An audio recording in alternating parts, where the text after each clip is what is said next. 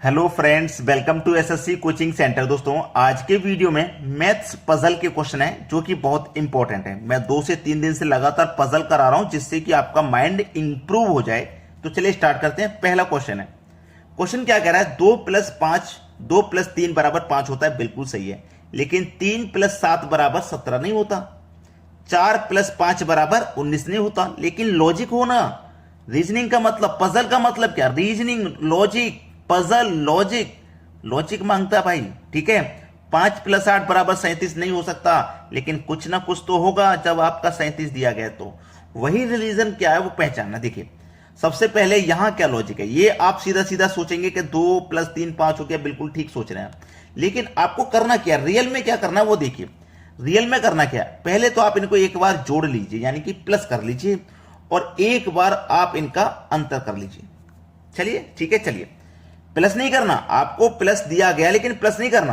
आपको 2 और 3 इन्हीं संख्या का एक बार मल्टीप्लाई कर लेना है और एक बार अंतर कर लेना है, फिर दोनों का अंतर कर देना है। जैसे कि मैं 2 और 3 को एक बार मल्टीप्लाई करूंगा, यानी कि 2 गुने 3 करूंगा, ठीक है। एक बार अंतर करूंगा, अंतर का मतलब बड़ी संख्या में से छोटी घटाते हैं तो 3 माइनस 2 कर दूंगा, ठीक है, और फिर दोनों का अंतर कर दूंगा।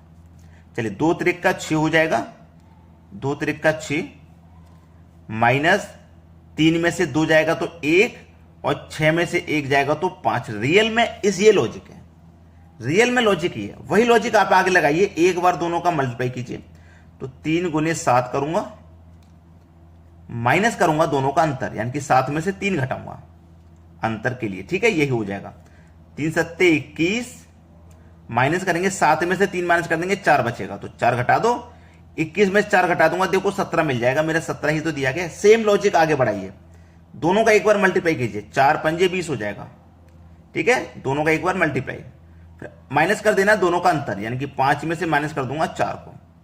चलो, 4 पंजे 20, माइनस कर देंगे, 5 में से आ जाएगा 1 बचेगा, तो 1 को माइनस कर देंगे तो 19 आ जाएगा। देखो 19 ही दिया गया है, समझ में आ रहा है ना। चलिए आगे पैटर्न को आगे बढ़ाइए, मल्टीप्लाई कीजिए। 5 8 40 होता है, यानी कि 5 मल्टीप्लाई 8 कीजिए, माइनस कर देना दोनों का अंतर, यानी कि 8 में से माइनस कर दूंगा 5 को, तो 5 8 40 हो जाएगा। माइनस कर देंगे, 8 में से 5 गया 3 बचेगा, तो 3 को माइनस कर दो, तो 40 में से 3 माइनस कर देंगे 37 हो जाएगा। देखो 37 ही दिया गया है। आगे सेम लॉजिक बढ़ा दीजिए, मल्टीप्लाई 6 सत्ते 42, यानी कि 6 सत्ते 42 होता है, ठीक है। एक बार तो मल्टीप्लाई करना है, अंतर कर देना है दोनों का माइनस, यानी कि 7 में से जाएगा 6, 7 माइनस 6, दोनों का अंतर कर देना है, उसको माइनस कर देना है, तो 6 सत्ते 42, माइनस कर देंगे अंतर को, 7 में से 6 जाएगा 1 बचेगा, 1 माइनस कर दो 42 में से, तो आपका जो आंसर आने वाला है वो है 41। तो उम्मीद करता हूं कि कोई भी बच्चा ऐसा नहीं होगा जो इस प्रश्न को नहीं समझ पाया होगा। मैथ्स पजल क्या करता है, आपके माइंड को इंप्रूव करता है। चलिए अब देखते हैं अगला सवाल। अगला प्रश्न है, 2 प्लस 7 प्लस 3 बराबर 24, 9 प्लस 7 माइनस 4 बराबर 24, 4 प्लस 0 प्लस 8 बराबर 24। अब बहुत सारे बच्चे, अगर मैं यहां पे ऑप्शन दे देता ना और उसमें 24 कहीं दे देता, तो बच्चा क्या सोचता, यहां 24 आया, यहां 24 आया, यहां 24 आया, तो 24 ही यहां पे आएगा। नहीं, पहले देखो तो सही कि लॉजिक क्या है, किस लॉजिक से 24 24 आ रहा है ना। अगर ऑप्शन देता उसमें 24 दे देता तो मैक्सिमम बच्चे 24 कह देते, लेकिन ये तरीका नहीं है। पहले तरीके को पहचानिए, क्या तरीका है, ठीक है। चलिए, सबसे पहले हम क्या करते हैं, ये जो तीनों संख्या है ना, इनको हम जोड़ लेते हैं, क्योंकि जोड़ दिया गया है, माइनस दिया गया तो माइनस करते हैं। देखो 2 और 7 9, 9 और 3 12, 12 हो गया ना। हमें बनाना कितना है, 24। अगर 12 का मल्टीप्लाई मैं 2 से कर दूं तो 24 बन जाएगा। सबको जोड़ के 2 से मल्टीप्लाई कर दिया। अब देखो 9 और 6, 9 और 7 16, 16 में से माइनस करेंगे 4 तो 12 आएगा, क्योंकि माइनस दे रखा है ना, तो माइनस करेंगे। अब 12 का भी 2 गुना कर दो तो ये भी 24 हो गया, ठीक है। 4 प्लस 0 4, 4 प्लस 8 12, ये भी 12 हो गया। अब इसका भी मल्टीप्लाई 2 कर दो तो ये भी 24 हो जाएगा। 5 प्लस 5 प्लस 5 कितना हो जाएगा भैया, 15। अब सभी का मल्टीप्लाई 2 कर रहे हैं तो इसका भी मल्टीप्लाई 2 करेंगे ना, तो 15 दूने का 30। अब कौन बच्चा है जो ये कह सकता है कि यहां पे 24 आएगा, 24 नहीं। लॉजिक को पहचानिए भाई, आपने लॉजिक पहचाना नहीं, तुक्के से आंसर दिया है, तो तुक्का सब जगह नहीं लगता, कहीं कहीं पे आपका माइंड जो सही कह रहा है उसको लगाइए, ठीक है। चलिए अब देखते हैं अगला प्रश्न। अगला प्रश्न है 1342 का रिलेशन 55 से है, 55 के बराबर है, 225173 के बराबर है, 141529 के बराबर है, 3017 किसके बराबर होगा? दिमाग खराब कर देगा ये सवाल। अगर मैं आपसे कह दूं ना कि इस सवाल का आंसर मुझे कमेंट में बता दीजिए, तो एक दो बच्चे का ही आंसर आएगा सही, मैक्सिमम बच्चे तो आंसर ही नहीं देंगे, क्योंकि पता ही नहीं है करना क्या है। आपको करना है सीधा सीधा पता है कि इसका रिलेशन 55 से बनाना है, कैसे बनना है, और आंसर बिल्कुल आपकी आंखों के सामने है, लेकिन वहां तक आप पहुंच नहीं पा रहे हो।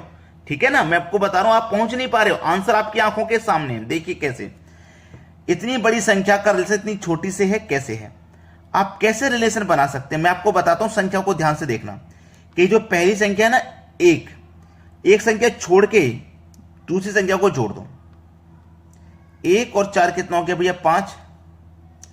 अब एक संख्या को छोड़ के इनको भी बनाओ, 3 और 2 कितना हो गया? इनको भी जोड़ दो, ये भी 5 हो गया। सेम लॉजिक आगे बढ़ाइए, एक संख्या को छोड़ के जोड़िए, 2 और 5 कितना? 7, 2 और 1 कितना? 3। सही कह रहा हूं?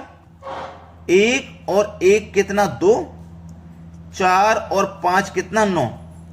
बिल्कुल ऐसे ही 3 और 1 कितना? 4, 0 और 7 कितना?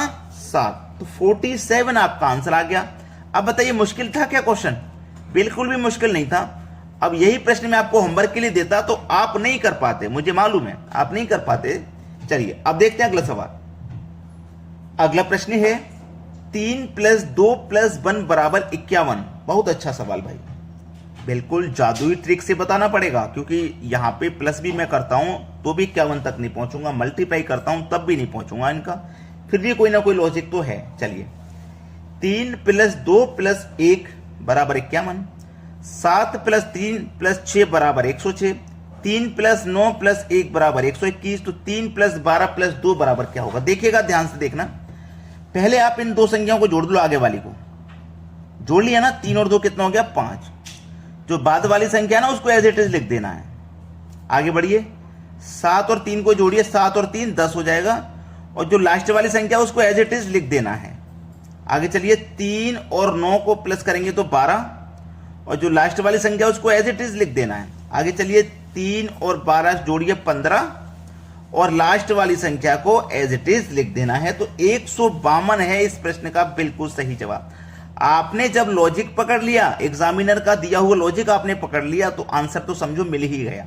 चलिए अब देखते हैं अगला सवाल।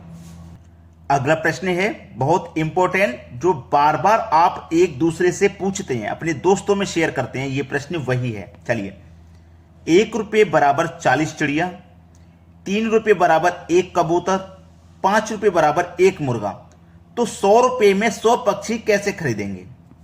मैं आपको बताता हूं कैसे खरीदेंगे। इधर लिख लेता हूं 100, इधर भी लिख लेता हूं 100। ठीक है, चलिए 100 पक्षी और इधर 100 रुपए। क्लियर है ना? क्योंकि हमें 100 पक्षी 100 रुपए में कैसे खरीदेंगे वो बताना है। अब देखो, 1 रुपये में 40 चिड़िया हैं, तो 2 रुपये में कितनी चिड़िया हो जाएंगी? 80 चिड़िया, यानी कि 2 रुपये में हमने 80 पक्षी खरीद लिए। अब 3 रुपये में 1 कबूतर है, तो हम 3 रुपये में 1 कबूतर खरीद लेंगे। इसका मतलब 2 और 3 5 रुपया हो गए, और 80 और 1 81, यानी कि 5 रुपये में हमने 81 पक्षी खरीद लिए। 100 में से 81 पक्षी खरीद लिए। अब कितने खरीदने बाकी हैं? 19 खरीदने बाकी हैं, है ना? और इधर देखो, 100 रुपये में से 5 ही रुपये अभी तक हमने खर्च किए हैं। खर्च अभी कितने करने हैं हमको? 95 रुपये खर्च करने हैं। देख लेना, 5 रुपये में हम 1 मुर्गा खरीदते हैं, 5 रुपये में 1 मुर्गा खरीदेंगे, तो 95 रुपये में 19 मुर्गे हो गए ना, 19 पंजे 95, है ना? 19 पंजे 95 हो गया ना, तो 95 रुपये के हम 19 मुर्गे खरीदेंगे।